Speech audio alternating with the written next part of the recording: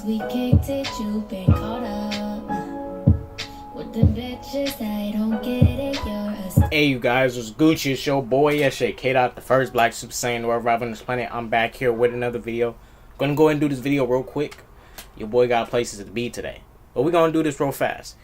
So something came up in the world today, something came up, about some stuff regarding the Bumblebee film. So they finally confirmed that Bumblebee is a reboot. A reboot of sorts. And it's a good thing they tell us this now, because when that movie came out, that was a prequel. And they was giving out the wrong message at first. Real talk. Misinformation. Because I'm over here thinking, this is another inconsistent prequel. Again. So now they come out as a reboot. Now this is supposedly make the movie any better? Because it really doesn't. And we're going to talk about it. But follow your boy on Twitter. Follow your boy on Instagram. Let's go ahead and let's get into this article.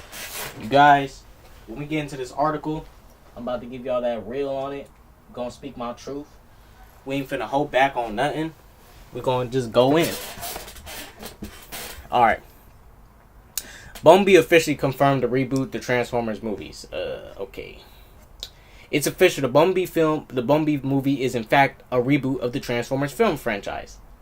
Okay, cool. The announcement came at the New York Toy Fair 2019 on Saturday, with Hasbro officially declaring the film as a new storytelling universe. Released in December 2018, the film was represented as a spin-off prequel film for the franchise of 5 films directed by Michael Bay. See, this is where we get the issue is. This misinformation. When y'all should have just came out the gate saying this is a reboot. Don't do this kind of shit and then you come out later talking about, oh, it's really not a prequel, it's actually a reboot. Nah, you should have been said this is a spin-off / reboot film for the franchise of 5 films directed by Michael Bay. However, with Travis Knight's directing Bumblebee, many fans questioned if the film was really a quiet reboot rather than a spin-off. Now it's clear that those fans were correct. Now that it's been confirmed that Bumblebee is start of a reboot for the franchise, it sheds a bit of light on the franchise producer Lorenzo D. Bonaventura's announcement earlier this year that there will be more films going forward, thanks in part to the success of Bumblebee. We have many objectives, including to bring a new set of families into the series and that succeeded in the aftermarkets that will continue to succeed in a big way, Bonaventura said. Part of our obligation was to bring people back who had left the franchise and never experienced it, which worked well. We are finding our way. Our intention was we wanted to please the core fans, but also bring a new audience. With Bumblebee bringing over $458 million at the box office worldwide, man, that film didn't even get over $500 million. Let's check the box office for Bumblebee right now.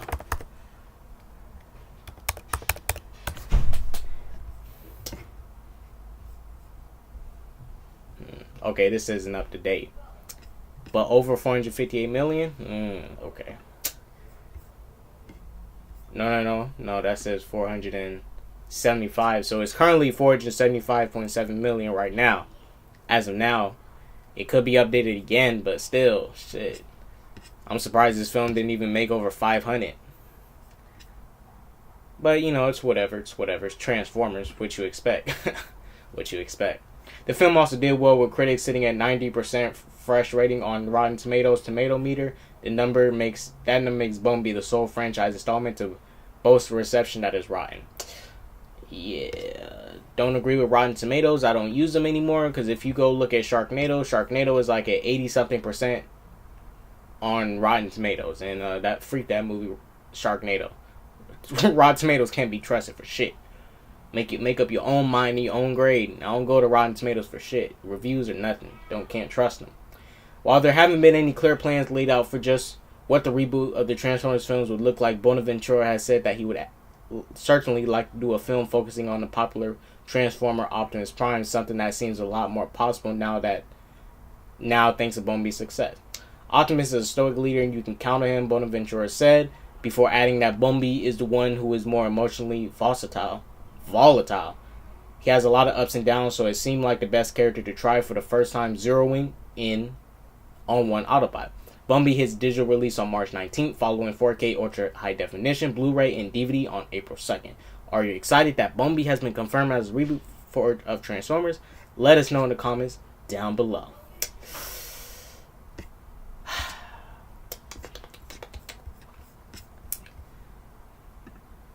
It's cool that it's a reboot. I mean, that's a good thing. That's what I wanted.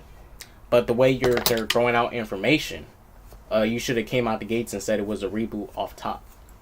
I don't do this late ass information bullshit. Like, it's December now, and we're finally finding out that this is actually a confirmed reboot. Because when I first reviewed the film, I went hard on this film. Because at the moment, that was a prequel.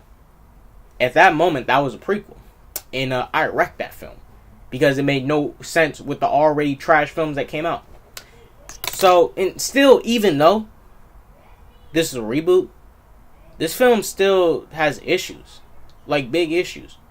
For one, how did Charlie and the nerdy kid break into a military base? How? You can't answer that because it makes no sense. It's beyond stupid as far as writing goes. How does Charlie, an 18-year-old girl, break into a military base? What'd she do? Hop the fence? Isn't there used like barbed wire at the top of these fences for military bases? Like, come on now. How'd she break into it? Did she cut the fence open and walk inside the military base? How? Another scene in Bumblebee is officially a kids film. Cause this how kiddie this film got. So basically, the blue Decepticon that executed Bumblebee shot him in the face. And you guys, guess what? Bumblebee's face was perfectly fine. Bumblebee's face was perfectly fine, and they shot him in the face. He died a peaceful, resting Autobot. And with the same tech that was used to stun Bumblebee revived him. He just got a shock to his system. And he just woke up. Also, in this film, let's go back to the scene where the human blew up and white gooey stuff came out of his body.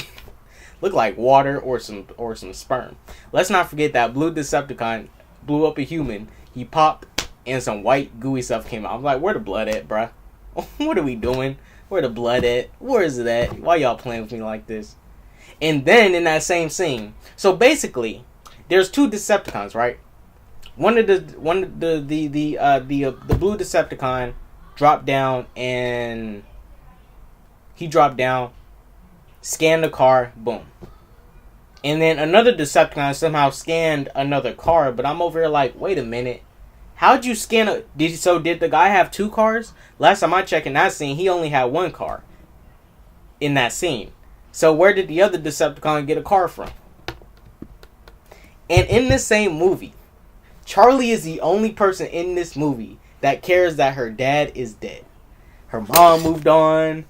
Her little brother moved on. Nobody cares besides Charlie. And in this film, everybody is getting mad at Charlie because Charlie is in a state of depression. What the freak? Her dad is dead. I don't understand. You wanna know what the douchebag stepdad did? Oh, Charlie, here's a book on how to make friends and be nice. Man, shut up. You living in my mom's house, don't even got a job. Shut up. What the freak you talking about? Crazy.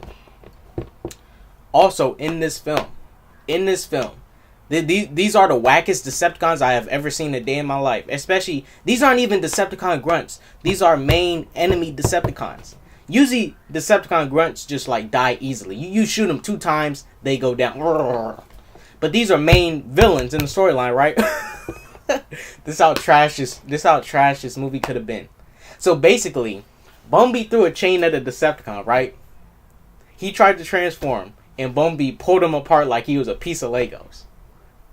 This Decepticon got pulled apart like Legos. I kid you not. And the pink Decepticon, voiced by Angela Bassett, died via hit by boat.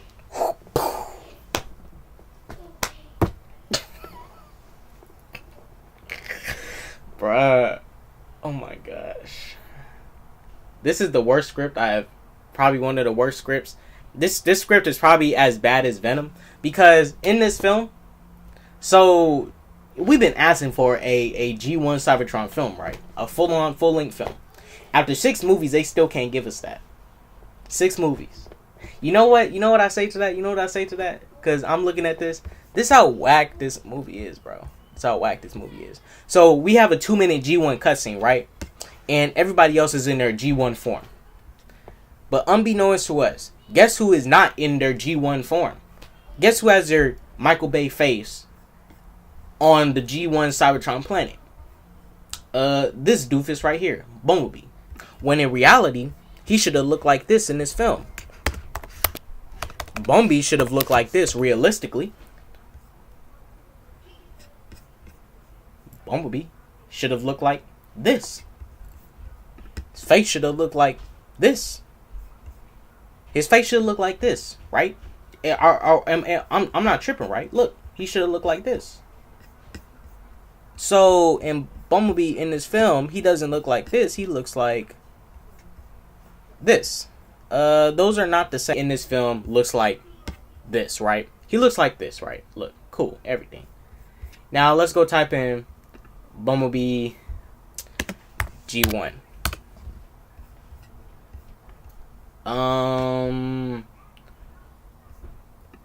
That Bumblebee does not look like this, or this, or this, or even this.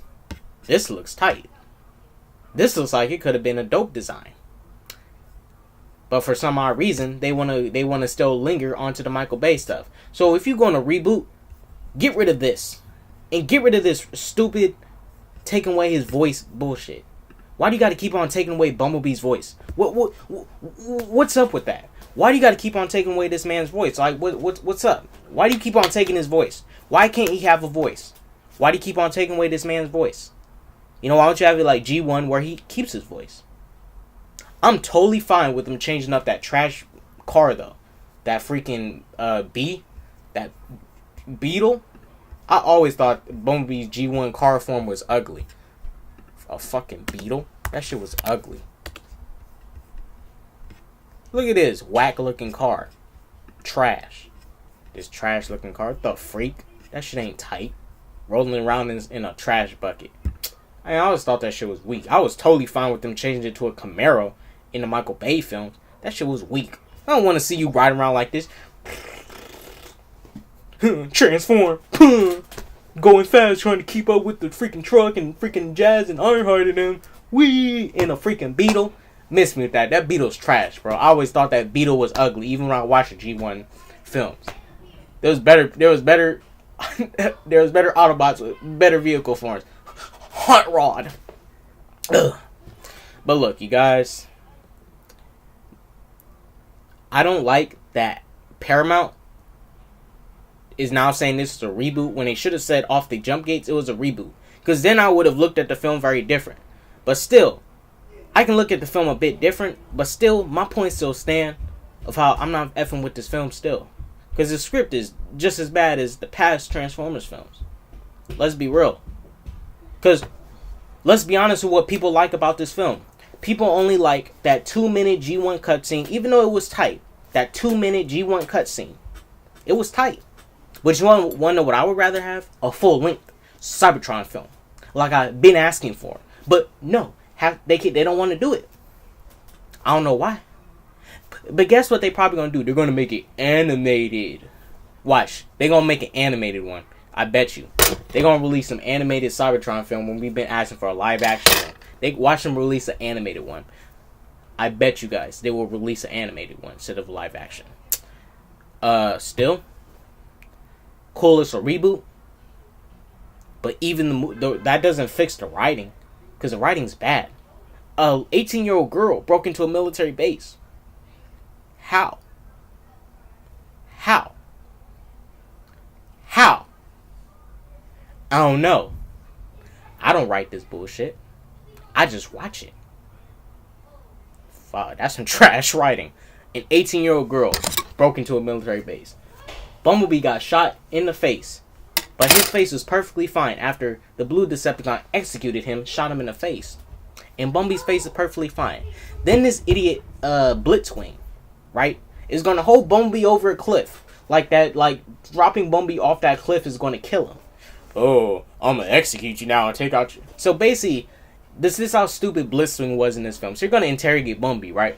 Right. You ask him once, where's Optimus Prime? He says, I'm not going to tell you nothing. Then I'm going to take your voice. Psst. You're not even going to try and take him to somewhere secluded and torture him? Like, what the freak? You're going to take his voice. That means you need to find out where he's at to talk. That film's trash. This writing is bad. John Cena was a terrible actor. There's only two good things about this film. Haley Steinfeld and Bumblebee, and the G1 cutscene. And that's really it. The soundtrack, weak. The past 5 Transformers films, even though they were trash, had a better soundtrack. I still got Transformers 1 and Transformers 3 over this film. I'll give it to them. Bumblebee is better than Transformers 2 and 5. I got 4 over Bumblebee just a little bit, just an inch. I would give it that. But if Bumblebee had better action, then I'll give it to it. But Transformers 4, I give it to Transformers 4. But just by a little bit. But Bumblebee is better than 2 and 5. But 2 and 5 still got way better action. Way more action packed than Bumblebee. I'll tell you that much. So look, I'm going to end this video. There's your boy Kid Out, the first Black Super Saiyan. Wherever I was on this plan goes with that peace, love, positivity, and all that jazz. I love you guys. Your boy gotta go do some things. Yeah. Doses.